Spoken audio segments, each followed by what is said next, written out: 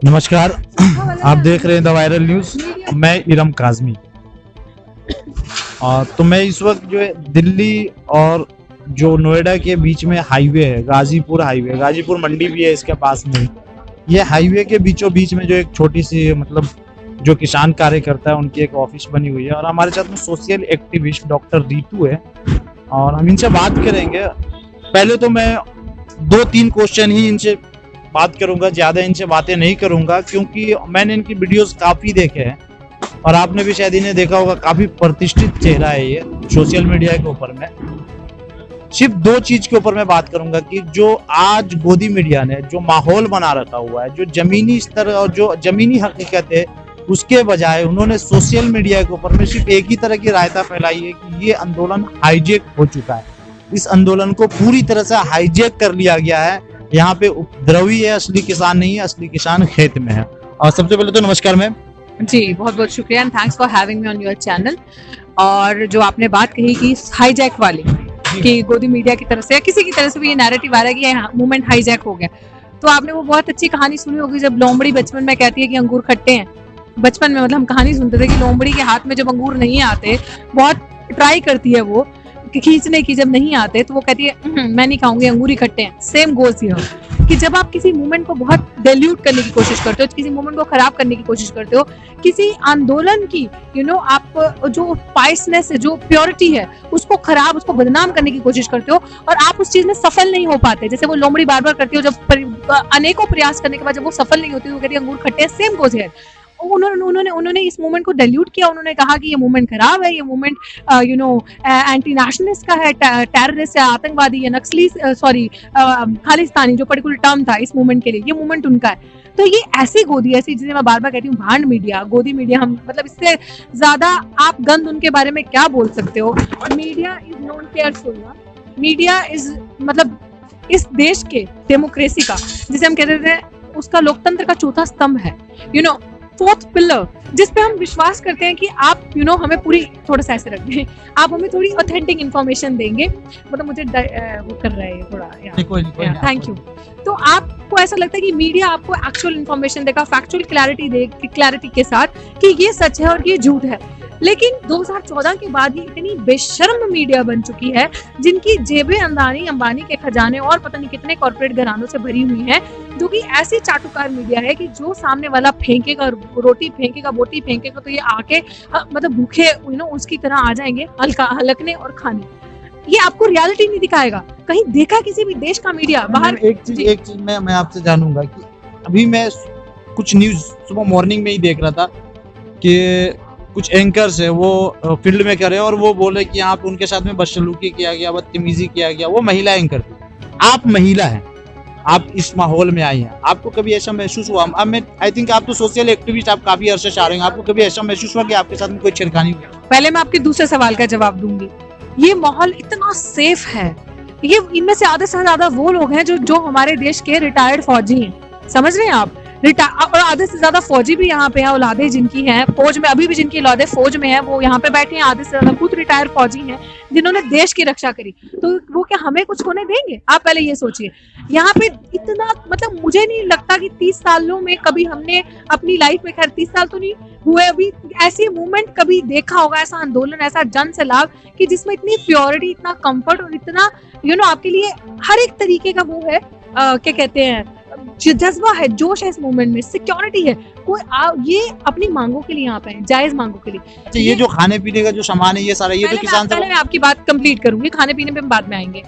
तो इस मूवमेंट का जो आपका सवाल था कि जो वहाँ की गोदी मीडिया की यहाँ पे 1-2 फीमेल एंकर्स है, उनके साथ ये व्यवहार हुआ, उनके साथ व्यवहार नहीं हुआ, उनको सिर्फ ये कहा गो बैक, वापस जाओ, क्योंकि यहाँ पे आके इस मूवमेंट को पोल्यूट करके जा रहे हैं, इस मूवमेंट को खराब करके दिखा रहे हैं। क्योंकि मोस्ट ऑफ द, देखो अधिकतर लोगों के घर में टीवी है, केबल है, टीवी मीडिया से कुछ गिने चुने चैनल है जिनको आप रोज देखते हैं, तो वही जब आप उनके बेडरूम में जाके गंदी इन्फॉर्मेशन, गलत इस आंदोलन को करेंगे तो वो वही सुनेगा ना।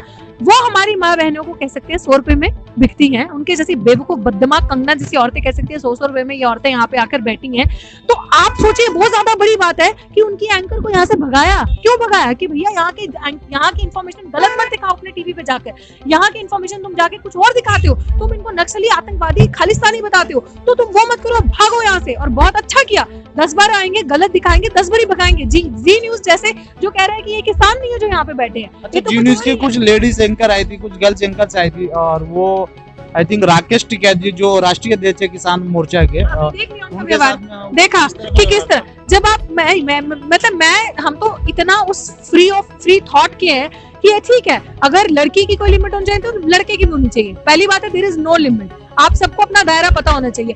आप जब एंकर होने के बावजूद इतने प्रेस्टिजियस, जिसे आप कहते हैं, आप इतने नेशनल जो एक मीडिया उस चैनल से आप आई हैं, जबरदस्ती आप किसी के गले में हाथ डाल के बोल रही नहीं मेरी बात का जवाब दीजिए, बात का आप करें तो सब अच्छा, आप करें तो सब ठीक, हम करें तो करेक्टर ढीला, हम करें तो हम बदनाम, आप जो करें वो सारा चीज सही है। तो दिस इज व्हाट आप मीडिया है। वो तो अच्छी बात है किसी ने कैप्चर कर लिया, वरना पता नहीं वो खुद ही जाके क्या दिखा देते टीवी में, बॉल दूसरे के कोर्ट में डाल देते थे कि इन्होंने बदतमीजी करी है।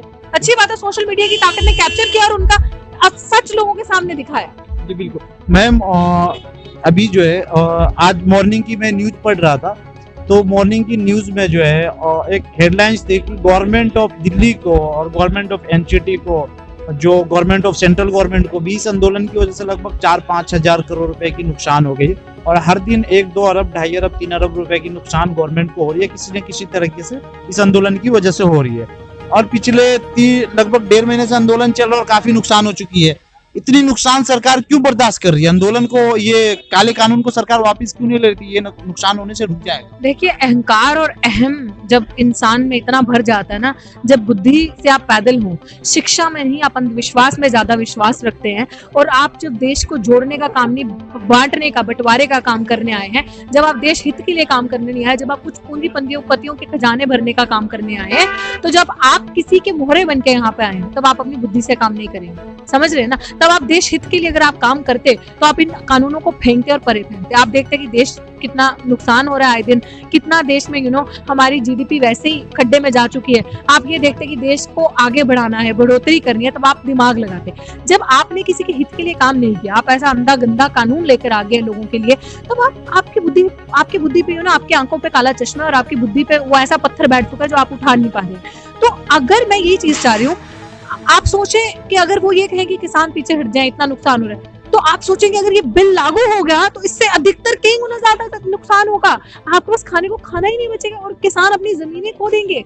ये ओवरऑल एक का नुकसान नहीं होगा, सबका नुकसान होगा। आम जनता को नुकसान किस तरह से, मैं लास्ट आपसे पूछ रहा हूँ, आम जनता को नुकसान किस तरह से होगा? जो आम जनता जो यहाँ पे आके जमीनी स्तर की हकीकत को नहीं जानती है, जो घर में बैठ के कहने की सोशल मीडिया से प्रेरित होकर के तरह तरह के बात बोलते हैं और र्यूमर्स फैलाते हैं, सोशल मीडिया के ऊपर में अलग अलग प्रोपेगेंडे का जो है वो शिकार हो जाते हैं, तो ऐसे लोगों के लिए क्या आप क्या बताना चाहेंगे? क्या किस तरह से उन्हें एक्सप्लेन करना चाहेंगे कि इस कानून से उन्हें किस तरह से नुकसान है, आज नहीं फ्यूचर में कभी तो?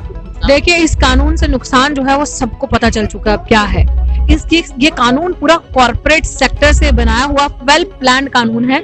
अगर ये कानून लागू होता है तो ये सब सारी चीजें जो है वो 2 साल, जैसे जियो आया था, बार बार आपको इसलिए एग्जांपल देते हैं क्योंकि ये हमारे सब लोगों ने आजमाया है। आपको पहले फ्री सिम दी, फ्री प्लान दिए, अब वही जियो आपकी खिंचाई कर रहा है, वही जियो आपके घर से पैसा निकाल के लेके जा रहा है। आप खुद हैरान है, आप कुछ कर नहीं पा रहे क्योंकि आप सबने इतनी सिम ले ली है जियो की, सब घर घर के अंदर आज जियो का नेटवर्क है, आपको समझ नहीं आ रहा, आज आप महंगा प्लान खरीद रहे हैं ना। सेम ऐसा ही होगा अगर ये कानून आ जाएगा तो 2 साल के बाद आप दिशा देखेंगे, जब किसान इन्हीं लोगों के हाथ में, जब आपको अन्न नहीं मिलेगा, जैसे अभी 200 रुपए किलो भी प्याज, 250 रुपए किलो प्याज लेके खाया, जब देश में एक पूंजीपति के हाथ में सब कुछ आ जाएगा, ऐसी महामारी हो जाएगी, जब अनलिमिटेड स्टॉक कोई लेके चला जाएगा किसी भी धान का, किसी भी क्रॉप का, तो जब आप देश में किसी भी चीज की महामारी है, ये कमी होगी, या मान लो किसान इतना मजबूर हो गया है, किसान के पास नहीं प्रोड्यूस करने का पैसा है, नहीं लगा पा रहा है क्रॉप का, तो वो जब पूंजीपति बेचेगा तो यही लोग नहीं खरीद पाएंगे जो आज अंधविश्वास में डूबे, जो जिनको आज ये लग रहा है लाइफ बहुत ईजी है, कुछ नहीं हो रहा। सेम लोगों को ये समझना चाहिए, जब कॉर्पोरेट सेक्टर जैसे जैसे आया उसने हमारी सरकारी संस्थाओं को कमजोर कर दिया, उसने रेलवे को कमजोर कर दिया, रेलवे का देखो कैसे आज टिकट्स कहाँ पे जा रही हैं, उसने हमारे बैंकों को कमजोर कर दिया, उसने हमारी यूनिवर्सिटीज को कमजोर कर दिया। जैसे same NEP, new education policy आ रही है, देखिए इनके प्लान जो है ना, इनकी जो पॉलिसीज आती है बहुत धमाके से आती है, बहुत जोरों शोरों से आती है, बहुत अच्छी बना के दिखाते हैं, लेकिन उसकी इम्प्लीमेंट कैसे होता है, इम्प्लीमेंटेशन कैसे होती है, उस पर सारी चीजें डिपेंड करती हैं। ये इतने गंदे तरीके से इम्प्लीमेंट करते हैं, इनके बजट भी आप देखेंगे ना, जैसे मोदी जी कहते हैं 16 करोड़ रुपए दे दिए 35 लाख किसानों को, और एंड में क्या गया 2000 रुपए हर एक के अकाउंट में आए। वो भी आधों के आए, पूरों के नहीं आए। आधे से ज्यादा किसान इस आंदोलन में बैठे हैं जो कह रहे हैं हमारे अकाउंट में कुछ नहीं आया। आप मुझे एक बात बता दें, इससे थोड़ा डाइवर्ट होकर मैं बता रही हूँ, अगर उनके अकाउंट में आया होता वो पैसा, पहली बात है पहले क्यों नहीं भेजा, आज क्यों भेजा जब सिर से पानी ऊपर उठ रहा था। और वो भी बताएंगे बड़ा अमाउंट 16,000 करोड़ रुपए, 16 इतना हमने दे दिया। आप उसको अगर डिवाइड करके देखें तो 2-2 हजार सबके अकाउंट में गया है, वो भी सबके नहीं, आधे से ज्यादा लोगों। 6 महीने तक वो पहले धान लगाएंगे, खरीदेंगे, 6 महीने के बाद जब वो फसल काटेंगे 6 महीने में वो 2,000 रुपए का क्या क्या कर लेंगे। ये मूर्ख बनाने वाले लोग हैं, मूर्ख बनाते हैं। ऐसे ही आवाम जनता, इनके जो बांड मीडिया जो सच्चाई नहीं दिखाती, रूबरू नहीं करवाती, लोगों को लगता है वाह वाह वाह मोदी जी पता नहीं क्या कह रहे हैं, जो आके झूठ पे झूठ बोल के चले जाते हैं। लोगों को लगता है पता नहीं मोदी जी भगवान है, जो उन्होंने कह दिया पता नहीं सब सच है और देश का बहुत भला कर दिया। बेड़ा गर्क करके रख देंगी अगर हमारी जनता नहीं जागी। अवेयरनेस की बजाय अंधविश्वास में आपको डुबा के रख देंगे और इस देश को सारा कुछ कॉर्पोरेट घरानों में दे देंगे और खुद चलते बनेंगे रातों रात, आपको पता भी नहीं चलेगा ये देश का क्या हाल हो जाएगा। बहुत बहुत धन्यवाद आपका बात करने के लिए। तो हमने मैम से बात किया और मैम से बात करने के बाद में आपको तो पता चल ही गया होगा कि मैम ने क्या बताया। देखिए, हम बातें जो करते हैं किसी से भी, उनकी बातें सुनते हैं, उनकी बातें सुनने की वजह क्या होती है कि पहले जो हम इनकी बातें सुनते हैं हम उन्हें जानते हैं कि उनकी बातें, वो जो बोल रहे हैं क्या उनकी बातों में कितनी सच्चाई है। अगर आपको लगता है कि किसान आंदोलन को वाकई हाईजैक कर लिया गया तो आप एक बार इस आंदोलन में आए और आ करके इस आंदोलन का जो है मजा ले, लंगर भी चखे और आपको फिर पता चल जाएगा यहाँ का माहौल क्या है। आप देख रहे थे the viral news, cameraman Ayush के साथ मैं इरम कासमी।